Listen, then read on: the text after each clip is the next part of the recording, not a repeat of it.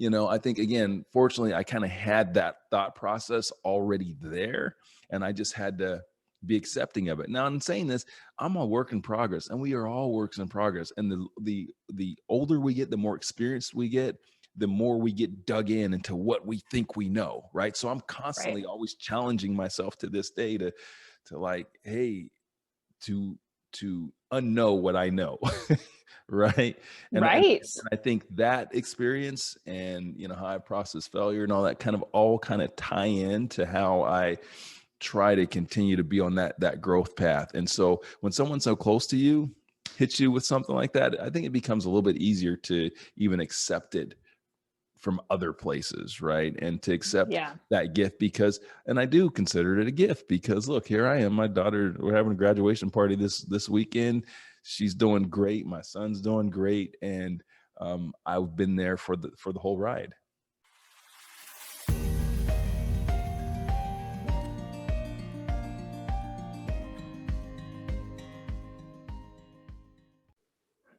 Hey guys, welcome back to another episode of Ask Me How I Know. I am over the moon stoked on this conversation that we are about ready to have with Ronnell Richards.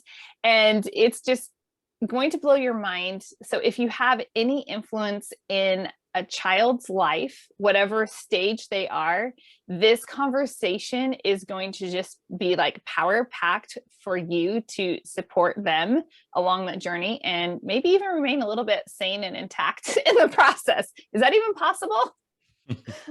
Ronnell, welcome to Ask Me How I Know. Julie, thank you so much for inviting me. I got to tell you, I'm excited. This is actually a topic that I haven't spoken much about, and I've been on my fair share of different media outlets and podcasts, and this isn't something that a lot of people talk to me about. So I'm excited about the topic, and I'm ready to rock. Wherever you want to take it, let's go. Oh, I'm so stoked. So my audience knows that I don't do big introductions or anything, but Ronnell, you have been featured in so many different amazing spots, and you've accomplished so many things. But you've been you come across so grounded, and you're super authentic. And I appreciate people that find success but remain grounded. And the fact that you've raised kids, you're on there you go. One just graduated, last one just graduated. It's crazy. Yeah. I only have two, but yeah, they're back to back. So one is a freshman, well, now a sophomore in college, and one is about to be a freshman. It is wild, which makes you the only guest that I have ever featured, really, that's really super qualified to speak to, hey, I'm an entrepreneur. I built a business up, multiples, and I've accomplished these things. I also have daughters and a family, and I'm just wondering, how do we as adults that are around young people, because I don't want to exclude this just to parents, there are aunts and uncles and people who have friends or surrogates. There are so many, it really takes a village. We know it takes a village to raise up kids and to be like superstars in this world. Mm-hmm. So let's talk to adults out there who have influence in young lives. Yeah. So, first, a lot of people think it's fun to talk about, business success and all those sorts of things, but I make no bones about it that the biggest success I've had in my life is those kids, and the impact what entrepreneurship and business has been able to allow me to do for them. Because if you're an entrepreneur, what you're signing up for is a rough ride, right? In a lot of ways. And what really fuels you and what will fuel your success is not financial gains, because you're going to lose a lot more money before you make it. And then once you make it, you'll probably lose it again, and then you'll make it again and lose it again. And so that's just kind of the way that it goes. But what it's been able to do for me is really allow me to impact their lives, right? To be present, to be there. And this is something that not only relates to me as a parent, but if you're not a parent and you've got, you can be involved with nieces, nephews, whatever, youth organizations. Entrepreneurship for me and business has allowed me the flexibility in my life and my schedule to be able to be there and be present for those people that matter to me. And that and that's far more fulfilling than those checks. I'm just going to tell you right now, guys, that first big check you get, oh, that's cool, that's exciting. But then you get another big check. Oh, and then you're writing a big check, and then and that just becomes pushing numbers at some point. I'm not saying that you shouldn't pursue those things, and there isn't some enjoyment in that, but long term, not nearly as much as making an impact in those other ways. And some people get it twisted, Julie, like they allow that business to take them away, and they use the business as an excuse to take them away, right? Like, oh, I'm doing this to be successful and provide and everything. But the best thing we can provide for anyone that we care about is our presence and being there and supporting them. And that's just kind of what I've learned. And in saying that, the one thing I want you to know is that I'm not preachy McPreacherson over here, right? Like, I had to learn that too. I had to learn that the hard way. And I learned that a few years into my career as an entrepreneur and with the company that I started. And I got a wake up call from my wife one day. And she's like, look, dude, you're here, but you're not here. I'm like, what are you talking about? Like, I'm doing this for us, right? The typical thing that we would all do. Yes. I'm doing this for us. What do you mean? I'm here. No, you're not. You're in your laptop. You're doing this. And so I learned at that point that, hey, I needed to make a decision and really create understand what my priorities were. And, if you're someone that has young ones in your life, understand that we only have a certain amount of time. It's not an infinite amount of time. We only have a small amount of time to really make an impact in their lives. Like, I can pursue my businesses for the rest of my life, or as long as I can run my mouth, I can sell stuff, right? But I got 18 years to not screw them up. Right. Right. And I think it's even less than that. I always tell my husband, by the time they're 14, 15, when they start to drive in Idaho, they can drive at, I think, 15, get their permit at 14. Drive their tractors. Exactly. Oh, they're already driving like the quads and all that. But like, by the time they do that, like it's high school hits and they have their own social life, and it's this natural, it really is such a short period of time. Yeah, it is. And it, it's cliche, I know, but it goes like this. It really does. So, I think the most important thing, and what's kind of helped me, is just, first of all, having my wife there to get me in line, but then, really taking those actions to make sure that they were a priority. And guess what? That came at a cost, but it's a cost I'll pay 100 times over. Yeah. Do I feel like I could have made more money, grew a bigger company? Yep. But you know what I don't want to be? I didn't want to be Steve Jobs. No disrespect to Steve Jobs. He created this stuff, and all the stuff we're using. We'll be talking about him for centuries, but kids didn't really dig him. Didn't really have much of a family life. That's what the real legacy is for me. I love that. Okay, I have to ask, because this is something that comes up with entrepreneurs where their spouse, articulates like, hey, we need your attention, we need your presence. And there will be that disconnect and, the arguments that can happen and things like that. I think any entrepreneur listening has been there, because it's part of the journey. But this is where it's rare when someone listens to their spouse and hears that. So what would you say allowed you to hear your wife say, you're not present, we need you here? Like, how did you, to be able to receive that and then take action? I love it. I already liked you. I'm like, you're even like, you just keep getting better and better. Well, again, at first that's not easy to hear. It is absolutely not easy to hear. Especially again, when we believe that these sacrifices and these things that we're doing on behalf of them. However, for me, and shout out to my parents who kind of laid the groundwork for me, nothing's more important than family. Nothing's more important than family. More important than my kids and my wife. So like, it wasn't a hard decision for me to make. Yeah, it hurt my ego a little bit, maybe, but you got to receive that. And that's not just a lesson for that in general. So it's a lesson for everything, man. Like, criticism sucks. It hurts. We don't want it. I hate it. I'll be the first. I want to be right 100% of the time. People, my wife will tell you that. But we have to know when to receive that gift, when to receive that gift and take action. And for me, it was just, I just knew that that wasn't something that I was willing to lose. Okay, but to receive it as a gift, that's even goes deeper into your mindset. And this is one of those things that drew me to you, is that you have a powerhouse mindset. So because most people won't even see a challenge, an obstacle, a negative situation. They don't see that as an opportunity or even a gift. Yeah. So did you always have that mindset, or is that something that you've developed? So yes, but it evolved, right? So like in entrepreneurship, for example, it's part of my DNA to not really to not hold on to failures, right? So like early on, and I just kind of always had this thing in my head where, look, stuff's going to happen, right? And when it happens, I'm going to be able to check that off as a merit badge, so to speak, right? Like when you're the Girl Scouts, you walk the old lady across the street. Now you can check that off. Walk the lady across the street, right?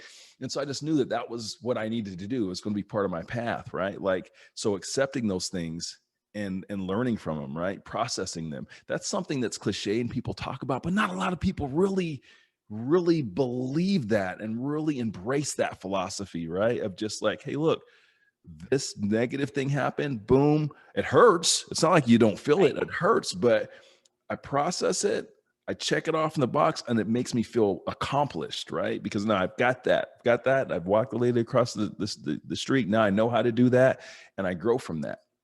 So that was part of my DNA and easy for me as it related to the business. But now when we get a little more personal, that's where, right.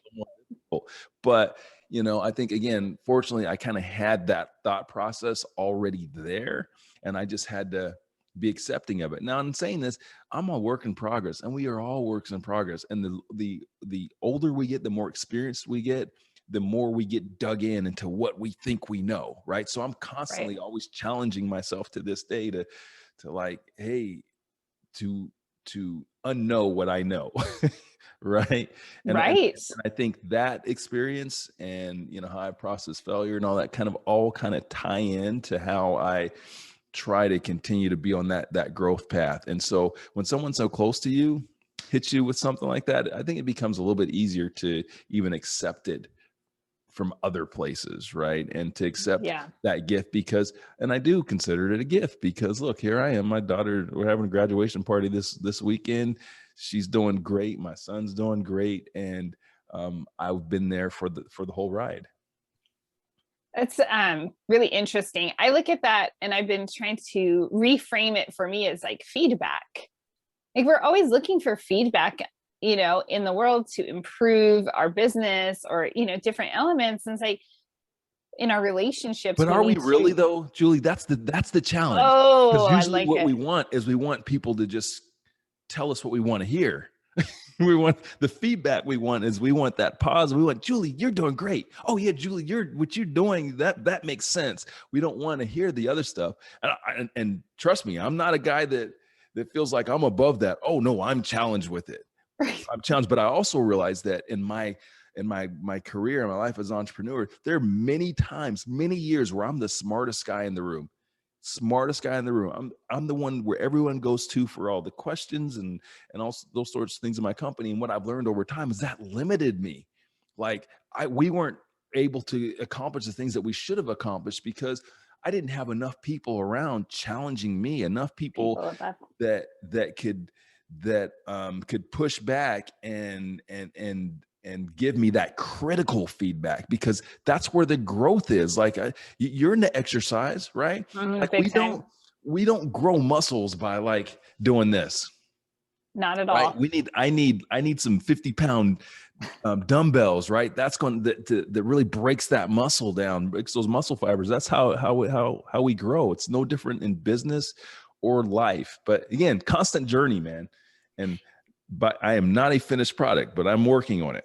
It's so true. When I really dove into writing, so everyone knows I ride mountain bikes, so I'm always articulating that writing. But working with editors, that really helped me embrace that feedback process and that editing. And so it's like, I can't become a better writer. I can't communicate clearly unless you just make my page bleed red. I need to see. And there were, I mean, talk about a painful process, right? To grow in the writing craft. But that's where I really learned in my 30s. I just really learned to embrace like feedback. Anyone who is willing to give me honest feedback, the stuff that's not, because it's hard to say. It's hard to say. Absolutely. So, hey, Ronnell, I am kind of noticed like people bounce around the bush. They don't want to just be forthright with it and say, hey, you know what? You're neglecting this in your life and you're going to be a train wreck. So, but if you can receive it and if you can say it, it speeds processes up. Not that we have to speed it up because it is all about the journey. It's like, why do people have to go like Mach 10 through this whole thing? It's like, what happens when you get to the finish line? Well, it's over. Right? It's over. You want it to be over? Yeah, you're right. And that's, oh, wow. What a great point you just touched on. What a great point. And that's something for me that has been something that I've really only in recent years come to accept and come to really know that that's where my pleasure was in the journey, because I've spent a whole lot of years, Julie, just checking off boxes. Like, okay, did this, did that, boom, boom, boom, boom. And it was just a constantly reaching for that next thing, that next boggle, that next success, so that I can check it off my box. I'll check it off the box. But the thing about that is it's not really that fulfilling. It isn't, because as soon as you check it off the box, that's on to the next one. And I've never been one for like patting myself on the back. So like, it's just constant. It's like, okay, did this. All right. Got to do the next thing. Got to do this, do that. And, and so what I've come to understand and come to appreciate more through therapy, right, is that, it's, again, my joy has really been in the creating and in the journey and in building, like that's the fun part. And once you achieve whatever it is, it's the end. And that's kind of cool for a second, but then it can be pretty anticlimactic. And like you said, it's cool for a second. And really the ultimate end is death. So it's like, did you really want to just like speed this along? No, man. The older I get, I'm right. Okay. I could delve into this so much deeper, but I really want to go into that concept of, I happen to know, I think you and I are in the same boat where we know a lot of entrepreneurs. We're kind of surrounded by that community. And sometimes I notice that entrepreneurs will almost want to create their kids into entrepreneurs. And so I'll see, oh, my kids started this business, and it's all great, and it's great to teach our kids that. But I'm wondering what in your opinion, the balance would be between parents basically trying to be like, oh, I had to learn all of these things the hard way and through the hard knocks, which we both, I think, agree that that's part of the process. Is like, you have to grow and evolve, but kind of thinking I'm doing my kids a service if I teach them these skills. Like, what's the balance there between those, in your opinion? So my goal for my kids has never been that they're going to be entrepreneurs. You have to be built different for this. Like, this isn't something for everyone. And there are different ways, different shades, different colors, different ways to be an entrepreneur, right? Like, the way that I do it is not necessarily the route for everyone. In fact, it's not the route for most people. It really isn't. So my goal for my kids was never to, hey, look, you're going to be an entrepreneur. My goal for my kids is to be leaders and free thinkers. And so I wanted to, I've always been focused on having them. They've always been involved with the business, with whatever business, but by the way, like, so when they were in elementary school, I'd pick them up from the bus and they'd come right over to my office, right? And they come in the office and they sit down next to my employees on computers and do whatever it is that they do, right? part of that comes from from my childhood, because I grew up in business too. My parents owned businesses, and I did things like, I was taking deposits to the bank when I was 7 and 8 years old, which is not really safe today, but whatever. Now I you did give it them a back phone, then. say, take a picture of this, make a Yeah. deposit. And so the lessons in leadership and individuality that I learned growing up in an entrepreneurial household, I wanted to impart on them. And the best way I knew to do that is to involve them, to let them see these things. So it's not about what the stuff that we say, and it's really about what they're seeing, how they see us create, they see us stand on our own, they see us go through difficult times. And my kids have seen a bit of all of that. And so I really just tried to expose them to as much of the business as possible. I don't know that either one of my kids will be entrepreneurs at the end of the day. I don't know, but I know one thing: they are not afraid to be different. They're not afraid to walk to the beat of their own drum. They're not afraid to stand up for whatever it is that they believe. That's a success for me, and that's what I wanted for them. And that's part of what successful entrepreneurs have to do.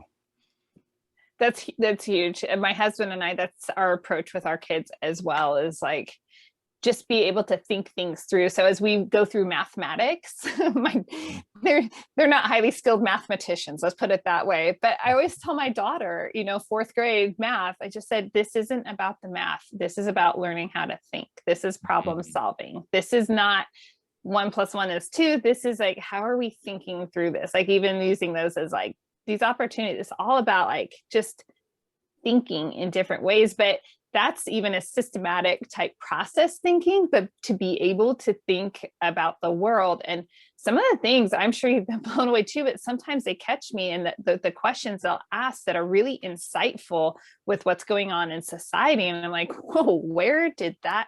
Wow. And that to me makes me feel like a win, because it's like they're being aware and they're thinking and they're engaging it and trying to process. So Yeah. Well, you touched on something there: problem solving and critical thinking, right? That is a massive part of what entrepreneurship is about. When I'm working with clients, and I tell them, listen, your path to success in entrepreneurship is not straight. You got to listen to the universe, you got to listen to your customers, and you got to lean into what's working, and you have to, observe and create solutions, right? So again, other great skills for kids, right? To have that ability, it will serve them very well, whether they're an entrepreneur or whether they go work someplace else or whatever. They'll be successful. So I think that's super dope that your kids are already practicing those skills. It's super cool. Okay. We are coming to a point where I'm going to have to like honor time and wrap this up. But if you wouldn't mind, we have that agreement on the process and the journey, and like, let's not race to the end of the finish line. Let's enjoy this. So you love to make things into a joyful journey.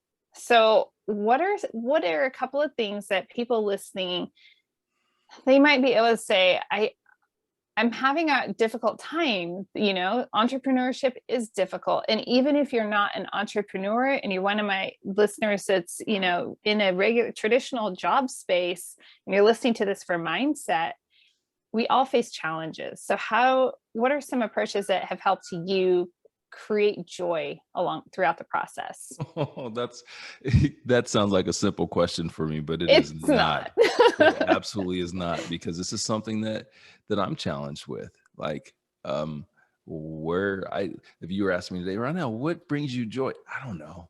I really don't know. Like, after all of these years, and just, I am conditioned. I just do. I do, because it's it's part of my being. Like, this entrepreneurship thing, this business thing, it's just who I am. I would say that what has been really important along the way, and this is stuff for whether you're an entrepreneur, you're a corporate. I have an old friend coined this phrase. I think he said corporatepreneur or something like that. It's basically a corporate entrepreneur, right? That makes sense. Yeah. Is a really and guys, please listen to me when I say this, because it's becoming cliche, right? But it's really important. But an intense focus on physical and mental health. The physical health part, I always got. I've been training since I was 19 years old, never stopped.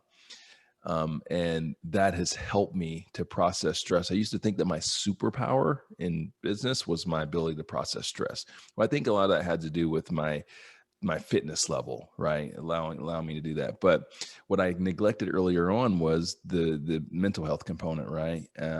And really understanding that I needed to care for that. And so I do a better job with that, with supplements and with therapy and stuff like that. And just, this is training. This is how you perform at a high level. And I like to kind of remove some of the stigmas from this, because you don't do therapy, you don't work out because you have a problem.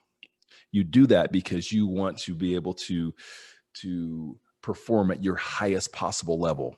All of your top executives, this is what they do.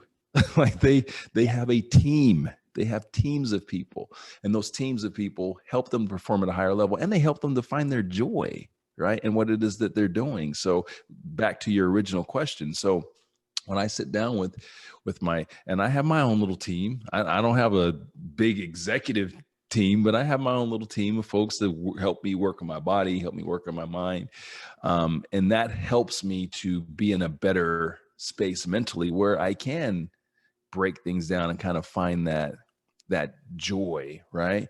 I will say that if whatever it is that you're doing, and this is something, I guess it's just top of mind because I posted about this a few days ago, but whatever you're doing, if it's taking you away from what matters most, if it's taking you away from your loved ones, that's not good business. And you will absolutely, I don't care how much money you're making, you will absolutely not be happy, because the money cannot fill that hole. It just can't.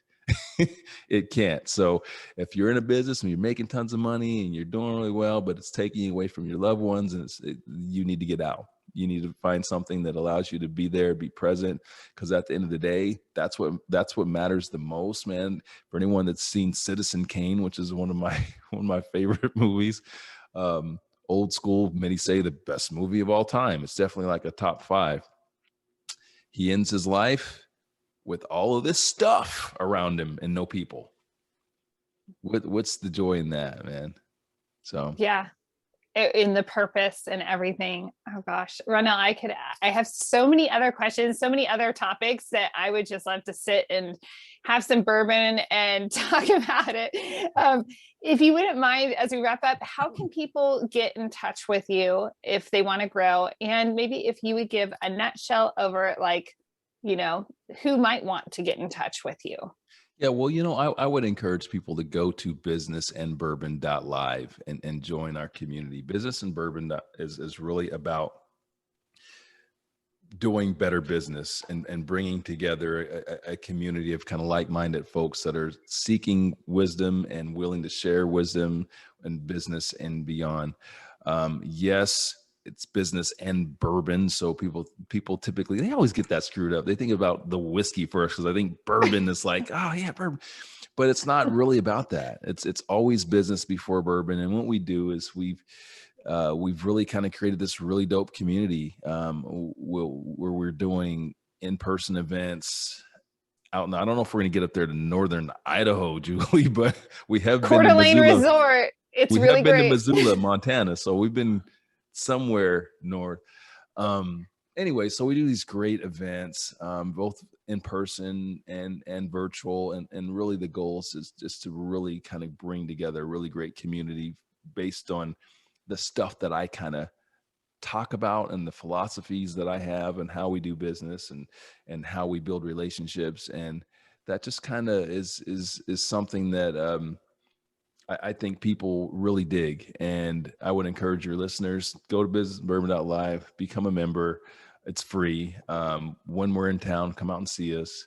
And there'll be some other opportunities where people can engage with really cool people like Julie on the platform.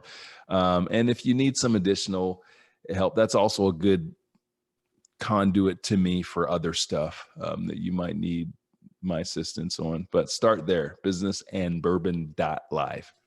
And definitely start there, because I think finding your tribe and finding like-minded people where, relationships and good business practices. It's not every day, and you really have to find those pools of people. And when you surround, just like you said earlier about surrounding yourself with teams, and having the right, like, that's part of it, is who are those people in your close network that you're developing relationships with. So make sure you head there. And Ronnell, thank you so very much for joining us on Ask Me How I Know. My pleasure, Julie. Thanks so much for having me. To all my listeners, thanks for joining us. I hope this encouraged, inspired you, and go take your next step. Find your freedom.